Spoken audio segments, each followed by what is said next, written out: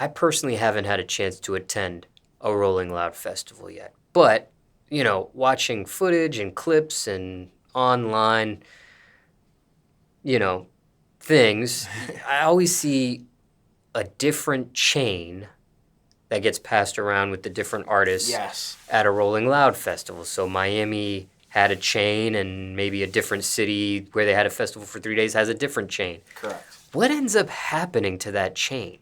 The artists take it home. It's like a trophy. I know some artists, like, they put them in they have like trophy cases with their Rolling Loud chains in it. I'll tell you a crazy story with the baby actually.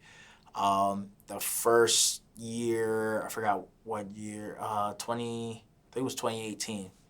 Rolling Loud. He performed. He didn't get the chain, and he had performed at another festival. I forgot what festival, but our lawyer from our festival, went to that festival and saw the baby and was like chilling with him, and he had mentioned to him that, yo, I never got my chain. So the lawyer told me that, and he was booked one night at Story nightclub where I was DJing. So I bought the chain to him at that nightclub. And he's like, yo, how'd you know I need this chain? And I'm like, our lawyer told me. He's like, oh, wow. It was like months span, but I had remembered, so I had grabbed the chain to give to him.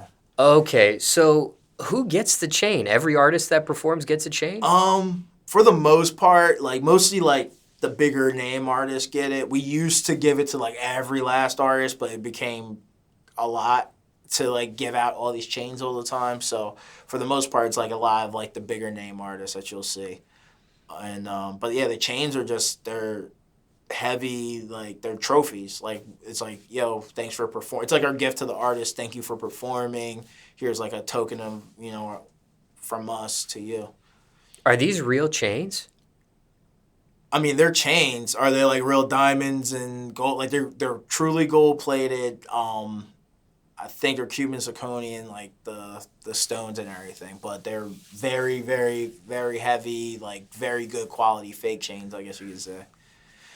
Now, I haven't been to a Rolling Loud personally. I thought it was a real chain, and I thought it was a thing that was passed around, one chain, Gotcha. And everybody passes it around. I had no idea there was that everybody, well, for the most part, the headliners or whoever actually takes that home, and it's a thing they collect. Yeah, it's really, I remember Kodak, he did a Miami show, and then we did a Bay Area show, and he bought the other chain and wore the new chain on stage while performing. Yeah, some artists bring their other chains with them to wear at the show, so it's definitely something that they cherish and appreciate. Do you get a chain too, or no? I have a few chains. I haven't gotten any in a little while. I need to make sure I get one for New York. But I have a few chains from early on. Cool. Just curious. Okay. And for time reference, it's September 2021 now. All right, well, my last thing I have to ask you is okay, in this interview I asked you questions I personally wanted to know. Is there anything I didn't ask, though, that fans want to know, people want to know? Is there anything you'd like to address while I have you here? Is there anything you'd like to get off your chest while I have you here? Anything else you'd like to mention you didn't get a chance to, you'd like to right now? Yeah. Well, it kind of going into, the how to get on Rolling Loud. Okay. The idea is that you build your brand and you get fans. That's really it. And Rolling Loud is not the platform that is going to make you a star. It can help, but that's only if you're doing the work outside of the festival. If you're doing the shows, if you're doing the marketing, if you're putting out good music. So for the people that keep hitting me up talking about I need to get on Rolling Loud, do the other work, and that's gonna make us have to book you. Make it that way versus you trying to get on Rolling Loud to make you bigger, because that's not how it works. You're just gonna be at an empty stage because the people that been putting in the work are gonna have the fans there. So yeah, that's pretty much one thing I wanted to get off my chest. Speaking of Rolling Loud, since we're still on that subject. Again, I've seen clips online and the internet. I personally have not had a chance to attend Rolling Loud yet, but I've seen some artists perform on the beat, and then I've seen some artists perform on top of their vocals. Yes. Almost, not that they're lip syncing, but it's almost like, when you got the crowd singing it Yeah. and they're rapping or singing to their song, it's not lip syncing, right? But it looks like it when the crowd's really loud. Yeah. What is your opinion of that, of artists that perform on the beat and artists that perform on top of their vocals? I really haven't even thought of it that deep. I know some people take it very, like, as like a skill thing. Like, you don't have enough skill to remember your lyrics and rap. I think for some people it's just like they just don't have the instrumentals to their music, and it's all they got. They're giving their DJ their set, and they're like, download it from YouTube, or this is what I got, the mix from the music. Like, I don't have show performance sets. But then you have artists that do. Then you have artists that have bands, and they're just playing live music, and they're performing. So at the full spectrum. I don't know if it's a thing of, like, the artists that do sing over their tracks are, like, doing it because of a weakness. I just think they're doing it out of convenience more so than, like, overthinking of, like, I need my instrumental and with, like, the ad-libs in it, like, getting that from their engineer, which would be dope, though. Don't get me wrong. Like, there's a lot of artists that do that, but sometimes even, like, they do that, they perform to the full song because of the energy that they're putting out during the show. They can't even keep up with, like, a lot of times they're the breathing and running and stage diving and everything like that. So I get both sides. I'm not too much of a stickler personally on it, but I understand that some people can be.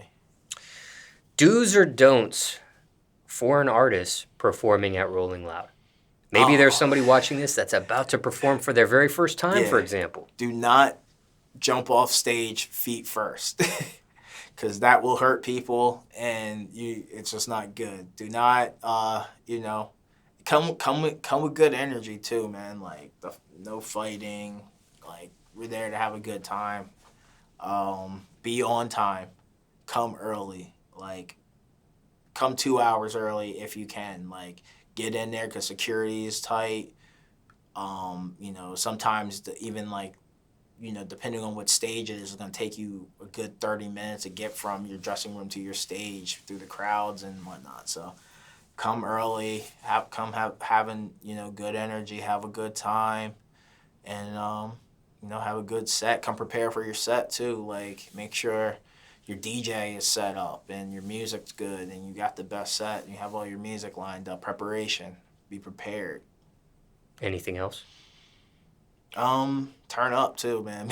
Bring that energy on that stage, because that's what's gonna build new fans. Like, if there's people in that audience that never seen you before and this is their first time, you can really make an impact. And there's thousands of people. Are there some artists that just got booked for one Rolling Loud festival, had a great performance, and then Rolling Loud ends up booking them for other festivals because of that one performance? Yes, for sure. Gunna was one of them. We knew Gunna was fire. We already knew it, but when we booked him, he was still, like, not the biggest artist. And then he performed, I think, on, like, stage 3 and had, like the stage 2 crowd all at his stage. And we're like, oh, wow. Like, he's it. Like, so, yeah, booked him like crazy. Like, kind of, like, he proved that, I deserve to be here. Like, I'm lit. Like, yeah, stop playing with me. Do's and don'ts for a DJ at Rolling Loud. And not a DJ of your position, because you have that only position, but a DJ for an artist that's performing. Try not to play artist music that are on the same day that you're performing. That's, like, one of my big pet peeves. Like, if Sheck West is going to perform, like, an hour later after you, like, don't play Mobama. Like, you know what I mean? Like, that type of thing. Be conscious of the lineup, that's sometimes the hard part for me. when I'm looking at the lineup, I'll be like, all right, cool. I can play this artist, that artist, this artist today because they're not performing today, or this artist isn't on the lineup this show. Cool. I'm going to be playing a lot of Future because Future's not on this show. I'm going to be playing a lot of, whoever, like, Rocky or whoever, if they're not on the show. So I try not to play music from artists that are performing at the show because people are there to perform. And people are there to watch them perform their music. Anything else? Make sure you have your drivers for the equipment. Make sure your computer's set up and that you can plug in and play. That happens so many times where the DJs come, plug in, and it doesn't work. And it's a nightmare because it sets everything back and getting the sets. It's a nightmare. So make sure that when you're advancing for the show, that the equipment you pick, that you've plugged in and used before you come to the show to make sure it works. Anything else? For a DJ. For a DJ. Yeah, I mean, just turn up. The energy's there. Like, the people are there. They're there to turn up. So have a good time with it. Like, it can be a once-in-a-lifetime experience being on that stage of that size. So kill it because it can open up other doors. And finally, do's and don'ts for a fan attending Rolling Loud. Do's and don'ts. Stay hydrated is one thing that you do want to do. Drink as much water as you can. Do not wear your best sneakers. Wear the worst sneakers that you could possibly wear that you'll probably throw away after one because they'll be destroyed through the festival. Definitely come with a friend. Try not to come solo, even though a lot of people do come solo and they link up with other people and create lifelong friends. But it can be a kind of crazy place, and you kind of want somebody to have your back to make sure you're good. Dress comfortably. If it's going to be a cold, you might need a hoodie. If it's going to be hot, don't wear a hoodie. Have some cash on you, transportation there. Because a lot of times the phone signals are horrible. Uber and Lyft and everything, you can barely get. So, we'll have, buses and shuttles and public transportation set up to get people away from the festival where they can get those things or parking.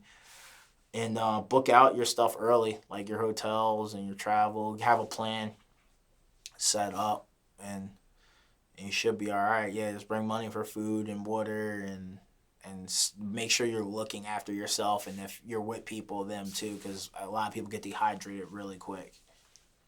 Any others? Do's and don'ts for a fan at Rolling Loud. Do not buy tickets from other people because you never know if they're scamming you or not. Because the way we do our ticketing, it's really easy to get scammed because we have the wristbands with information on it, and if your name isn't registered under that wristband, we can't help you at customer service. You can't get that band, you can't go get that band replaced because you're not the person it's registered under. So, be careful how you're getting your tickets. If the show is sold out and it's a third party, be careful. Anything else? I think that's really it. Anything else for a fan, DJ, or artist you didn't mention? Check out some of the artists that you don't know too. Become fans of some check out. There might be some dope artists on those lower tiers that you might become fans because they're gonna be the next guys that are headlining in a couple of years. I've seen it so many times. Guys are in that little lower area, and now they're some of the biggest artists in the world right now. So give me an example. Trippie Redd's one. Kid Laroi. X was one. He was on the third stage and became one of the biggest artists. Travis Scott. Travis Scott was on the first Rolling Loud and was on the second stage, and now he's one of the biggest headliners we have. Post Malone performed White Iverson at the first Rolling Loud before anyone knew who he was, and just headlined this year. So yeah, you never know. You never know. And the first one was how long ago? 2015, so 6 years ago.